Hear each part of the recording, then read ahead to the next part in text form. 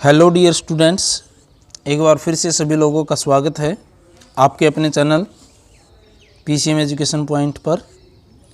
और आज हम एक और इम्पोर्टेंट टॉपिक स्टडी करने जा रहे हैं जिसका नाम है टॉर्क।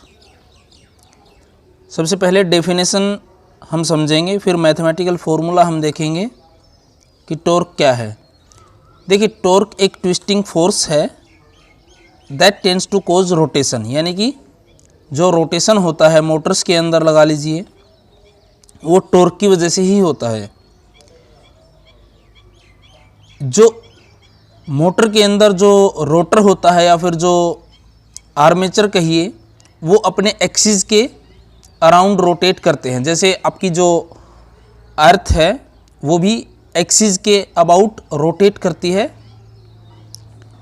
क्लियर? तो ऐसे ही जो मोटर्स हैं वो भी एक पर्टिकुलर एक्सिस के अबाउट रोटेट करती हैं। अब इसका जो फॉर्मूला है वो क्या है टॉर्क के लिए? टॉर्क को टाउ से रिप्रेजेंट किया जाता है और it is equal to F into R. जो एफ है वो है आपके पास में अप्लाइड एक्सटर्नल फोर्स है और आर जो है आपके पास में distance between the centre of axis of rotation, या आप ये भी कह सकते हैं कि दो पैरेलल और ऑपोजिट फोर्सेस के बीच का जो परपेंडिकुलर डिस्टेंस है उसे आप आर कह सकते हैं। ठीक है, तो आर क्या है? R is the perpendicular distance between two equal and opposite forces. देखिए, कोई भी चीज़ अगर आपको रोटेट करनी है, ठीक है, तो उसके दोनों एंड्स पे आपको फोर्स लगाना पड़ेगा। एक ऊपर की डायरेक्शन में फोर्स लगाएंगे तो उतनी ही अमाउंट का, उतनी ही मैग्नीट्यूड का फोर्स आपको नीचे की डायरेक्शन में लगाएंगे तो वो ऑब्जेक्ट अपने एक्सिस के अबाउट रोटेट होने लगेगा। क्लियर? तो ये तो थी आपके पास में सिंपल टॉर्क की डेफिनेशन। आइए अब हम चलते हैं अपने नेक्स्ट पॉइंट की तरफ कि टॉर्क ऑन करंट लूप। चलिए समझते हैं अपने इस टॉपिक को, टॉर्क ऑन करंट लूप। सबसे पहले आपको एक रेक्टेंगुलर लूप कंसीडर कर लेना है। जैसे फिगर में आप लोगों को ये दिखाई दे रहा है, ये यहाँ से A B C D. Clear? ये आपके पास में एक रेक्टेंगुलर कॉइल कह दीजिए, रेक्टेंगुलर लूप कह दीजिए, जिसके अंदर से करंट फ्लो हो रहा है, जो कि आपको मैं नीचे बैटरी में दिखाता हूँ। इसके रेक्टेंगुलर कॉइल के अक्रॉस बैटरी लगा रखी है, जैसे आपको ये फिगर में दिखाई दे रही है, ये बैटरी है। इसकी वजह से इस रेक्टेंगुलर कॉइल के अंदर करंट फ्लो हो रहा है। सबसे इम्पोर्टेंट चीज़ जो है वो एक ही चीज़ आपको ध्यान में रखनी है, फ्लेमिंग लेफ्ट हैंड रूल, जिसके अंदर मैंने पहले भी आपको बताया था कि जो थंब है वो फोर्स की डायरेक्शन बताएगा, फर्स्ट फिंगर जो है मैग्नेटिक फील्ड की डायरेक्शन और सेकंड फिंगर जो है करंट की डायरेक्शन। तो दो चीज़ें आपके पास में अवेलेबल है। मैग्नेटिक फील्ड आपको मालूम है, यहाँ पे मैग्नेटिक फील्ड देखिए नॉर्थ टू साउथ इस डायरेक्शन में फॉलो करेगा। करंट जो है आपके पास में फॉलो कर रहा है, जो ए बी ब्रांच है, ठीक है, उसमें ऐसे फॉलो कर रहा है, और जो सी डी ब्रांच है उसके अंदर ऐसे फॉलो कर रहा है, और जो बी सी ब्रांच है उसमें क्या है, मैग्नेटिक फील्ड के पैरेलल फॉलो कर रहा है। ऐसे ही आप ये भी कह सकते हैं जो सी ए ब्रांच है उसके अंदर भी ऐसे ही फॉलो कर रहा है। तो यहाँ पे अब इम्पोर्टेंट चीज़ आपको ये ध्यान रखनी है कि अगर मैग्नेटिक फील्ड और करंट दोनों एक दूसरे के पैरेलल हैं तो उस केस में कोई फोर्स काम नहीं करेगा। यानी कि उस ब्रांच पे, जैसे बीसी के अंदर आप देखेंगे तो बीसी के अंदर करंट भी ऐसे फॉलो कर रहा है और मैग्नेटिक फील्ड की भी डायरेक्शन सेम है। क्लियर? तो इस पोर्शन पे, रेक्टेंगुलर कॉइल के इस पोर्शन पे कोई फोर्स नहीं लगेगा। क्लियर?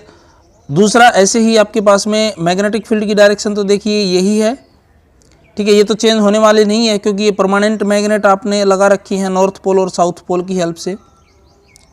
अगर डी ए की बात करें, यहाँ पे ये डी ए ब्रांच है, इसके अंदर बात करें तो यहाँ पे देखिए ये भी दोनों पैरेलल ही हैं लेकिन डायरेक्शन अपोजिट है। इसकी वजह से भी कोई फोर्स काम नहीं करेगा डी ए ब्रांच पे। तो इसका मतलब ये हुआ कि आपके पास सिर्फ और सिर्फ दो ही ब्रांचेज हैं।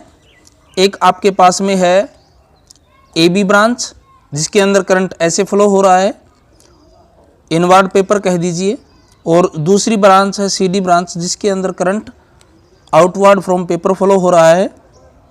क्लियर।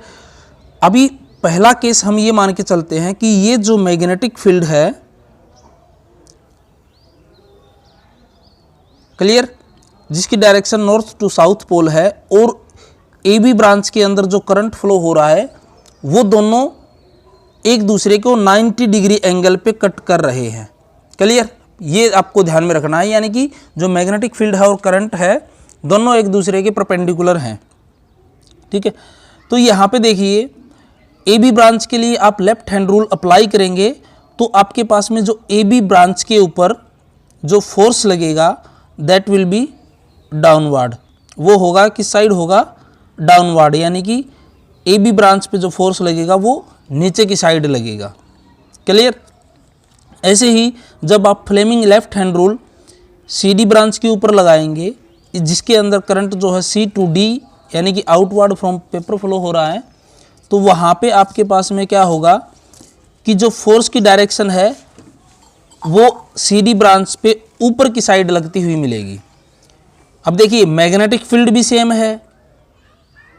क्लियर, जो करंट फ्लो हो रहा है वो भी सेम है, तो ये जो दोनों फोर्सेस का जो मैग्नीट्यूड होगा वो भी सेम होगा, लेकिन डायरेक्शन जो है वो अपोजिट होगी, और इसी अपोजिट डायरेक्शन की वजह से टॉर्क डेवलप होगा।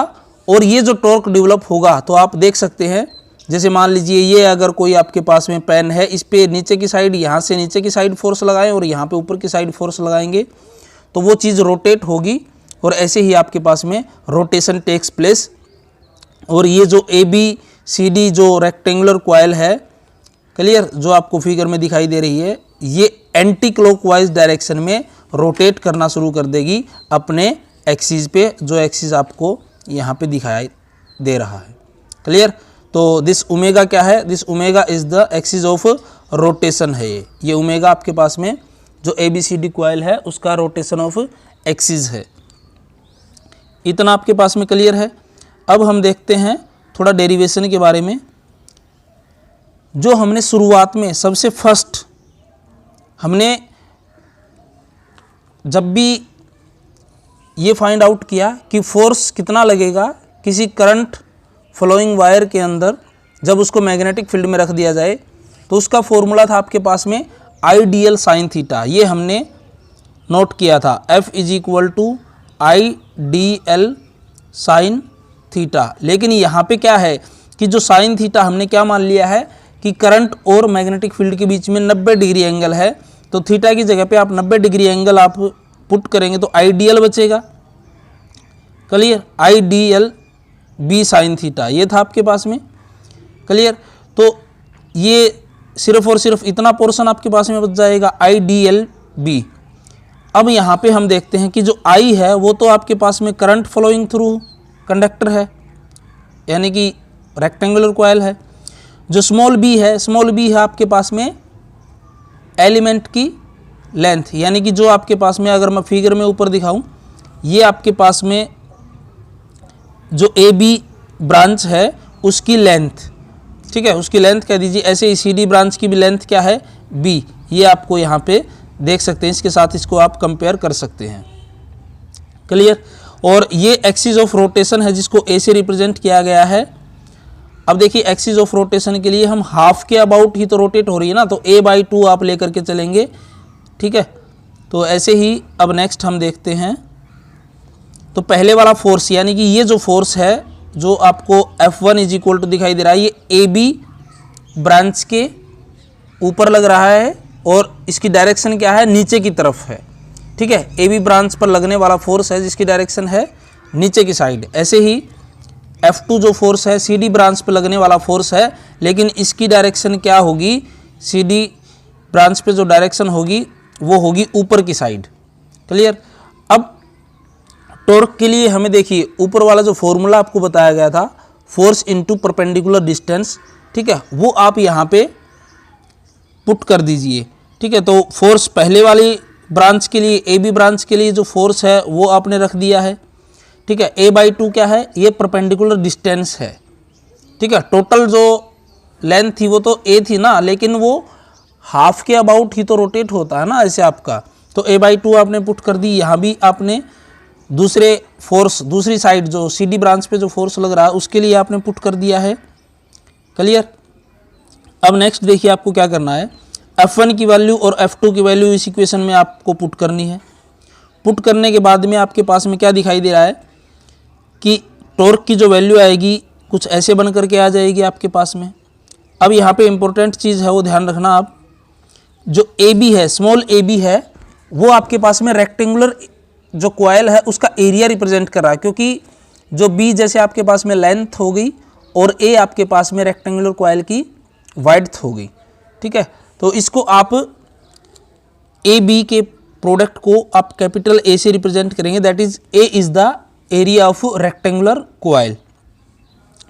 और B आपके पास में आप जानते हैं B क्या है, मैग्नेटिक फील्ड है जिसके अंदर आपने रेक्टेंगुलर कॉइल को रखा हुआ है। तो आपके पास में जो टॉर्क की वैल्यू आ जाएगी IAB आ जाएगी।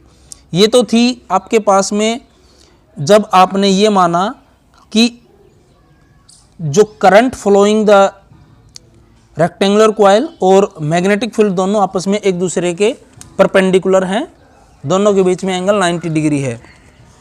लेकिन जब ये एंगल 90 डिग्री ना हो, कुछ अलग ही एंगल हो, तो उस केस में आपके पास में क्या होगा, तो उस केस में आपको जो एंगल है, यानी कि जो आपको फॉर्मूला बताया गया था F = IDLB sin थीटा, इस फॉर्मूले का यूज़ करना है। भी थीटा आपके पास में कुछ भी हो सकता है, यहाँ पे जो DL है, DL की जगह पे तो आपको मालूम है ही वो लेंथ निकल करके आ जाएगी जो B दे रखी है आपको।